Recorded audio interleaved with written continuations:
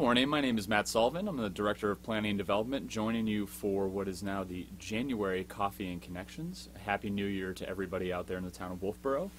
This month we're going to be walking through the town's online GIS viewer. I'm going to sort of walk through what the tools are that are available to you for your property, what tools are available for assessing purposes, and I think this is a really great tool to find out about different features within the town of Wolfeboro. So I'm going to walk you through all of our tools that are available to us, and I'm going to start with sort of walking us through how to get to the town's online GIS viewer. So the first place you want to start is by navigating to wolfeboronh.us. You should be able to get there by either typing that address into your search bar or by Googling Town of Wolfeboro, and it should be the first result that's available to you. Again, that's wolfeboronh.us.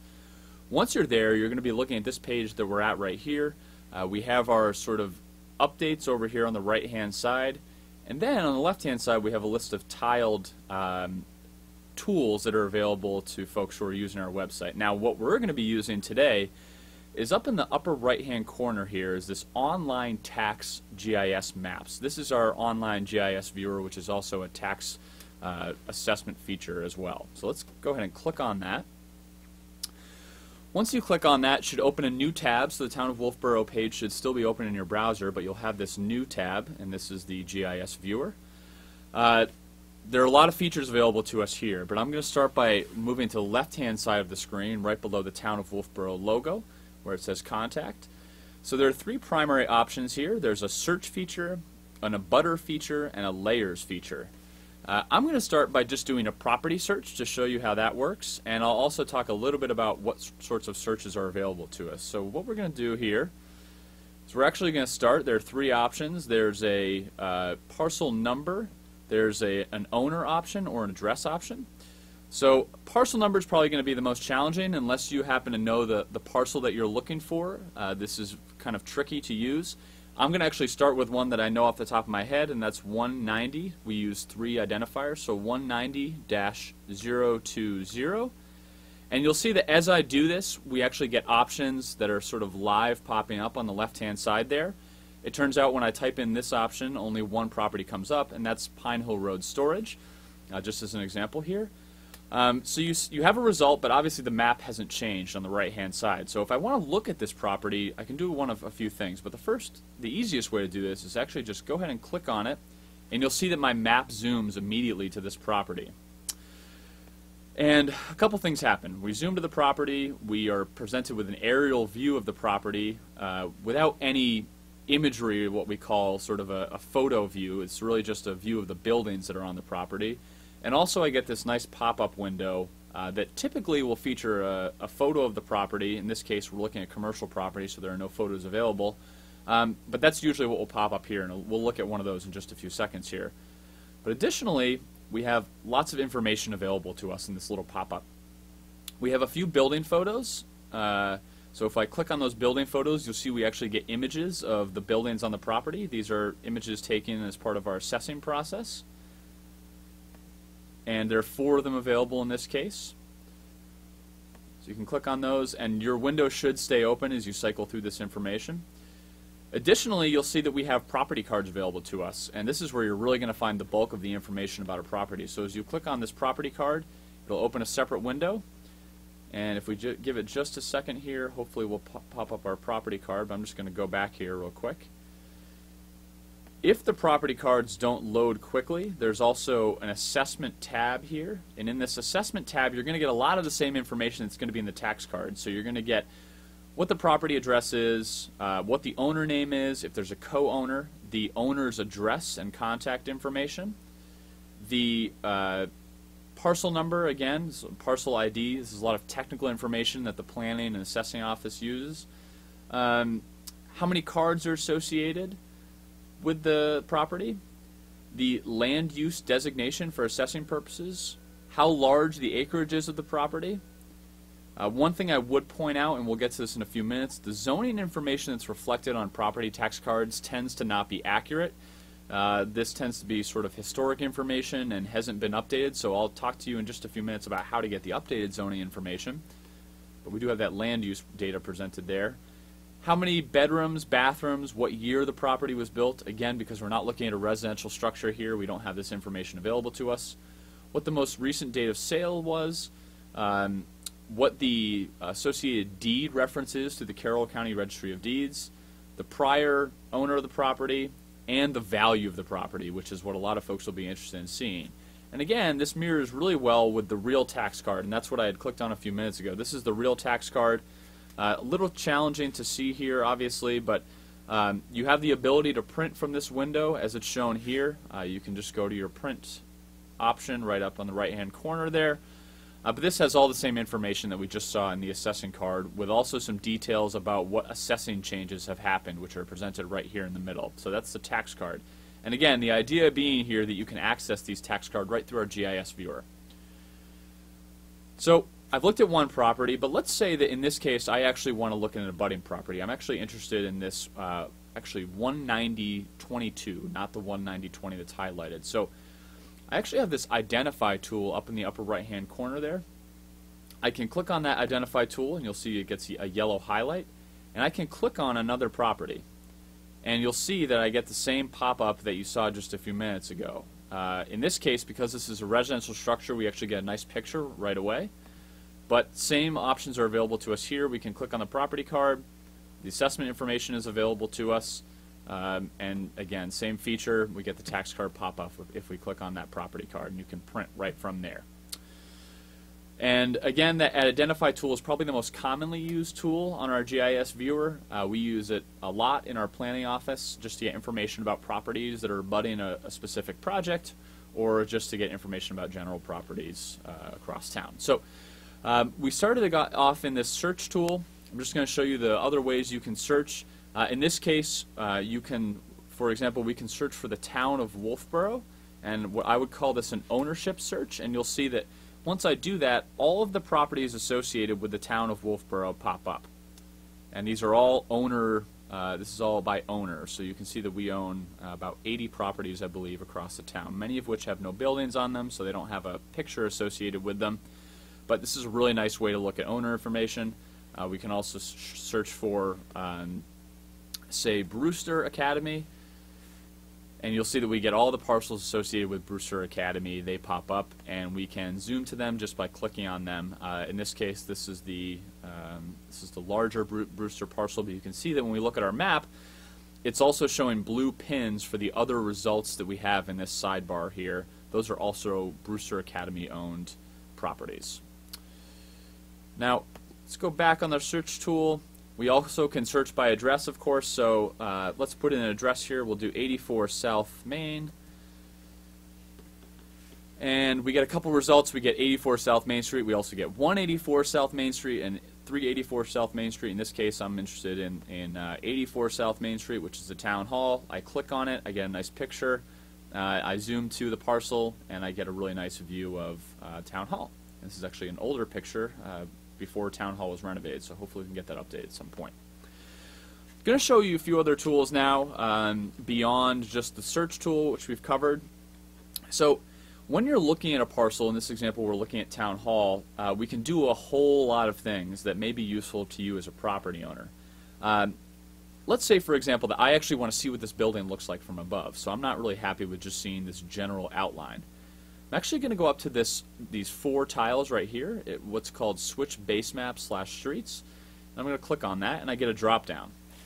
In this drop-down are a whole bunch of different ways to view a property from above that will present you with different information. So in this case, the one that I use most frequently is regular aerial imagery. So I click on that, and I am switched to an overhead view of the parcel that I'm looking at. In this case, you can see it's pretty granular, a little tough to see. You can see the general parking space configuration, though. And in some cases, you'll see the imagery is a little more clear, and that's because this imagery is being taken from a different place, whether it be Bing Maps or Google Earth. It varies based on what we're looking at. So one thing I would suggest is that you actually switch over to this local tab here in the imagery, and I tend to use this 2015 statewide aerial. This is actually a more local data set that's produced right here in the state of New Hampshire by New Hampshire Granite. And if we click on that, my hope is that we'll get a little clearer picture, and you can see right there it clears right up. It's a little more white balance to it, but the images tend to be a whole heck of a lot more clear. So if we're looking for detailed information on the ground, this is one of the places that we'll go. And again, you just navigate to that by going to Local and then 2015 Statewide Aerial. There are a few other options that you can use here. You can choose a topographic map. This tends to not be too helpful at this sort of scale. We actually have to sort of zoom out, and I should mention that the zoom tools are right here on the right hand side. There's a plus and a minus.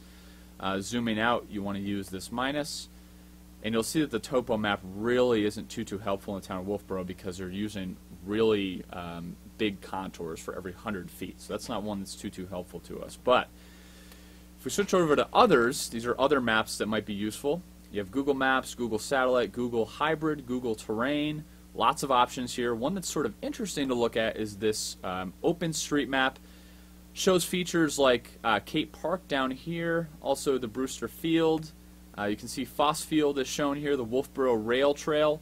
This is a third-party mapping option, but one that I really like when we're trying to sort of look at the community as a whole and identify different green spaces and recreational spaces when we're doing larger comprehensive planning efforts. So this street map one is, or this OpenStreetMap is one that I like to use pretty frequently when I'm doing some mapping. So those are your options within this base map changer. And again, I'm going to, for the purposes of our session today, I'm going to switch back to this 2015 statewide aerial viewer because I think this is really one of the best ways to look at the community. So, with that in mind, I'm going to go back to our left-hand side here. We've gone through our search tool. We've pretty much done everything that's available within there. And I'm going to go down to our Butters tool. This is one that's used primarily for applications that are coming to the planning board or by the planning department directly. And the reason we do this is, let's say, for example, or the reason we have this is, let's say, for example, we have a project that's happening on the town hall property. We want to notify the abutters to our property that something is going to be happening. So we have to do a couple things. The first thing we have to do is select a feature to measure the abutters from. And the way we do that is we select Add or Remove. And we then are presented with this little plus sign where we have to click on a parcel as our subject parcel. In this case, Town Hall was already selected, so I've just deselected it. But normally, you'll click Add or Remove, and then you just click on the parcel, and it selects it really simply. Then, we have to determine our abutters, and there are a couple ways to do that. For Town Hall purposes, we use 100-foot abutter, so it defaults this 100-foot right here, and you'll see that if I simply just clicked Select, it'll actually draw a 100-foot buffer around the subject parcel and select all of the parcels within 100 feet. It's a really neat tool that makes our jobs really easy, and also sort of makes us very objective when we're identifying abutters. It doesn't make it so we have to hand measure all of the properties within a certain distance. So this is a really great tool. Now, if we're not looking for an application necessarily, and we just want to know, for example, I want to know all the properties within 1,000 feet of where I live. Put in 1,000 feet, click the select button again, and you see we're zoomed out again, and we have a 1,000-foot radius drawn from the town hall parcel. Now, there's a lot of parcels selected here, and let's say I want to quickly get a list of what those parcels are. I can go down here. I have a couple options: abutters report or mailing labels. Mailing labels are specifically if you want to create mailing labels, but the abutters report, if I click on PDF or Excel, if I click on PDF, let's just do that one more time. Give it just 1 second here.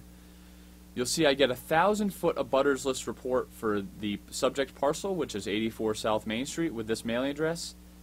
And I have a whole bunch of abutters, potentially more than 100. But this is a really good way to identify how to contact individuals if we have a project that's going to impact folks within a certain radius of a project. So this abutter tool is really useful to us. And may be useful to you at home if you're just interested in what people live within a certain proximity of your property. So that's the general purpose of our abutters tool. I should also note that if I want to select multiple parcels for this measurement, I can actually pick another parcel, let's add Brewster Academy. Let's drop this, let's actually up this to 2,500 feet, or 2,500 feet there. And I have two subject parcels now, and you'll see that my radius gets even bigger. So I'm now measuring a 2,500 foot radius for both the Town Hall parcel and the Brewster Academy parcel. So we get a whole bunch of people within 2,500 feet of those two areas. So that's the abutter tool in a nutshell. So let's zoom out again, and one thing I think that's important to know is that there is a clear features option here. Let me just locate that real quick. Let's see here. Let's see. That's the delete. It's sort of the trash can right here. That's going to clear all of the map feature selections and bring us back to default. That might be helpful to you. You can also just refresh the page or go up to the search bar and hit enter. That's another way to just sort of clear the map and get back to the default, but the trash button can be really helpful. Let's say that I want to know, we're going to go back to 84 South Main Street. I want to know what zone my parcel is located within. So we actually have this great layers feature over here with many different layers that are available. But I'm going to quickly walk you through what are called our quick maps. So if I want to know the zoning for my property, if I click on this quick maps drop down here, there are, you can see there are 6 options here, or 7 options rather. The bottom map, the zoning map, if I just go ahead and click on that, you'll see that my view changes. And I'm going to get rid of our property identifier here, and all of a sudden I have this sort of orange overview above the town hall. And if I zoom out, you'll see that across the street I have a few more overviews. I have a darker green, a lighter green. These actually represent different zoning districts. And in the view that we're in right now, it's a little tricky to see exactly what those zoning districts actually are. So what I'm going to do is I'm going to click on this zoning map plus sign right over here. You'll see the zoning map is checked on that side. The plus sign will actually give us a drop down with a color coding of what these different zones are. And I can see pretty quickly here that this orange color is actually the Commercial District C1, Central Business District. So that tells me what zone I'm in. I won't be walking through exactly how to look at the zoning today, but we might get to that in a future Coffee and Connections. But this gives me a sense of what zoning district I'm in if I have a question, and I can call the Planning and Development Office and save some time when it comes to figuring out what I can do with my property. Similarly, as we sort of zoom out, you can see if we zoom out from our town hall parcel, you'll see that we start to see a whole different grouping of colors. We have the darker red, which is the Wolfeboro Falls Limited Business District, the darker red, which is the Bay Street Limited Business District, some different gradients of green representing our residential districts. This is our zoning map, and this is the easiest way to view it. One thing I would say, though, is if you ever have a question about the zoning of your property, I would definitely call the Planning and Development Office to verify this. We have some interesting zoning characteristics that involve the availability of water or sewer, and we always want to verify whether or not your property actually has those services available. So please call our office if you have any questions about your property specifically, but this is a really excellent guide on a more general sense. So let's say I want to look at other features of my property. I'm actually going to go back to my search. I'm going to zoom back into 84 South Main Street. I'm going to go back to my Layers tab here, and I don't want to see the zoning map. I'm interested in what the wetlands are on my property, for example. You'll see we see some change here. Now, I don't see any wetlands on my property, so this isn't really a meaningful map for me, but as I zoom out and I begin to look at the community in a larger sense, you'll see that you start to see these green circles as you see right here. And let's zoom out a little bit more and go to a different section of Wolfeboro. And just as a note, you can pan around by just clicking on the map and dragging it. Very, very simple to do. So as we go towards a little more northern sections of Wolfeboro, you look at the island, there's a little bit of green out here, there's some green in here. We zoom up even farther, a little more north in the town of Wolfeboro, we start to see a little more green. I'm going to zoom in and show you exactly what that looks like. These are actually wetland areas that have been identified as part of the National Wetlands Inventory. Now, I should say that this is, again, just a guide. If we're actually trying to determine wetlands on a property, we have to do site-specific wetland mapping. But if you want to get a sense of whether your property or an area abutting you is generally wet, this is a really good place to start. And again, as I zoom in even more, you can see these lines are drawn. This is a great example, though, where I might want to switch my base map. It's a little tricky to see here, so you know what? I'm going to go back to just a regular street map. And you can see that these wetlands are a little more clear when we look at it this way rather than over the aerial imagery that I was looking at before. So this is another example. Now, I'm not going to go through all of the different map types that we have, but we do have these 7 available to you. They're pretty clear. Let's look at, for example, at conservation land. You can see pretty quickly once we zoom out here. These green parcels, those that are those that are in conservation land. I should also note that, again, by clicking this plus sign, we can see what the color is associated with that feature. Similarly, if we go to, for example, the soil maps, we have a couple options here. We have hydric soils and then all other soil types. If I click on that, our map's going to get very, very busy here. We have a lot of different soil types in town, and you're going to need more technical expertise to determine what exactly these soil types are. But if we turn off all the soil types and go down to our hydric soils, turn that on,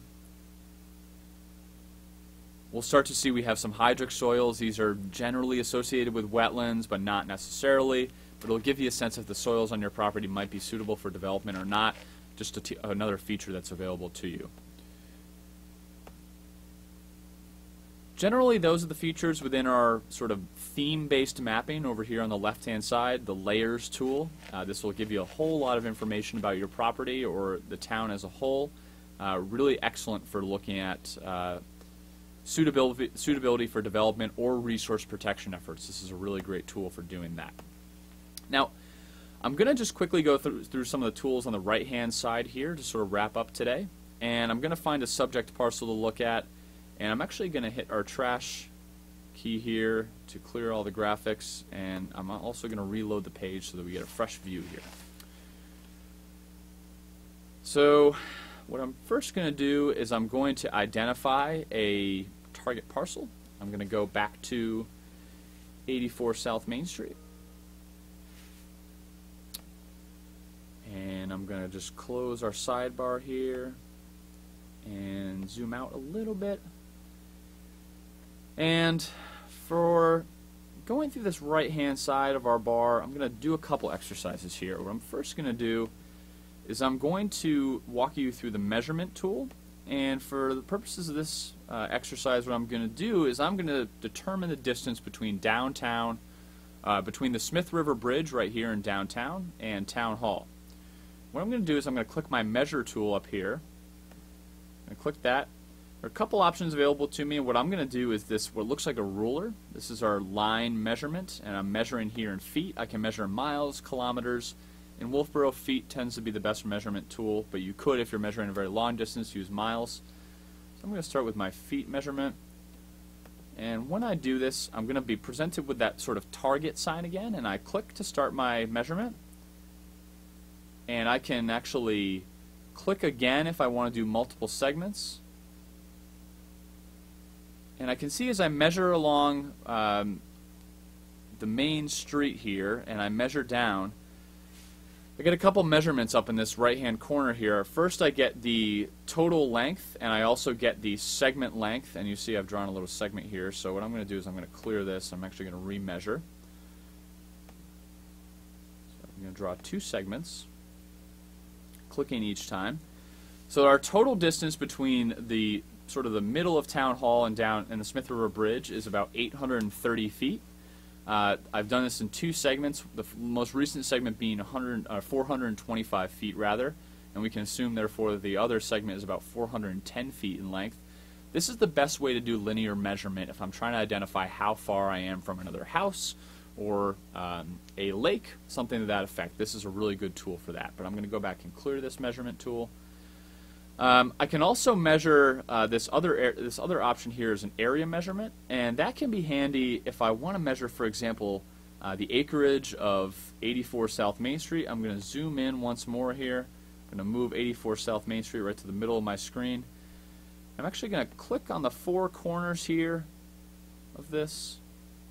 Click, click, and you'll see it starts to shade me in. I'm going to double click on the last point there, and you can see that right in the corner here it shows about 0.83 acres. Now I should note that our tax map features have a couple of these, some of this information already listed on them. You can see that in the middle of this parcel we have 0.80 acres. I'm going to go ahead and clear this so you can see that. 0.80 acres is already measured, with also the property lines generally measured. I should note that these are not surveyed property lines, so they always would require further verification if you're doing some work on your property or doing any kind of measurement. We have about 260 feet of frontage on School Street, 135 right along Route 28 here, Main Street, and then 260 against the Carpenter School area, and then another 138.47 here. So a lot of this information is presented right on the tax card. But if, for example, I wanted to do another measurement, this acreage measurement tool is really, really great. Another thing I can do is actually do square feet. If I want to, for example, measure the square footage of Town Hall, I can actually sort of go around the building that's shown here. Again, this is not going to be an exact measurement and is based on the building footprints that we have. But we can quickly navigate around it, and we can determine generally the square footage of Town Hall. It's about 7,500 square feet as footprint level. So this is a really handy tool for measuring square footage based on property footprint as well. But I'm going to go ahead and clear that.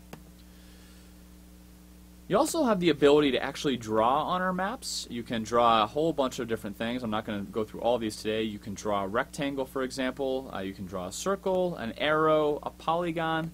We'll do a polygon for now. You can select multiple colors. You can do a different line size. Let's say I want to do a size 4. You'll see I actually start to draw red lines on the map. And the reason for doing that is if you want to potentially add an addition to your house, you could come into our office and explain to us where that addition is going to be just by using this tool, and it'll give us a general sense of what you're trying to do. So you can draw this right on the map. Now, let's say, for example, that I want to come in with this map. I have a couple options. I can, screenshot, which is sort of the old-fashioned way of doing it, or I can potentially use this Print Current Map tool down here, which is really helpful. Click on that. You can say, I want to print the map only, or you can print in various formats. Let's say I want to do an 11 by 17 portrait print. You can adjust the scale. I would suggest sort of just move in with what's presented here. I can say my planned edition. I'm going to label my map that with a subtitle of Wolfeboro, New Hampshire. I want to have a legend on there. I want to do a black and white printer. And I'm going to go ahead and click Print My Map. Just take a second. See your map is being prepared. And then what we want to do is go ahead and click on Print. And we'll get a separate pop-up. You see a nice little map here that's available. It's called My Planned Edition. You can either print this or you can save it, however you'd like to save it using your browser. You can save it as a PDF. It'll be dated. And you can actually bring this in to us for discussion. And it'll show the different features being shown on the map right down here in the lower left-hand corner. So that's a really handy feature. I'm going to go back to our map. I'm going to go ahead and clear what we're doing here. I'm going to zoom out just a little bit.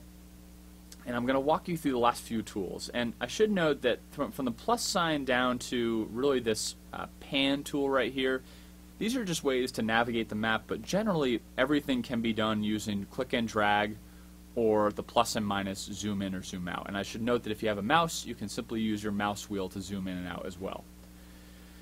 The last feature I'm going to show you is the Street View feature, and I should note that not all sections of town have Street View available, but this is really handy for areas that are.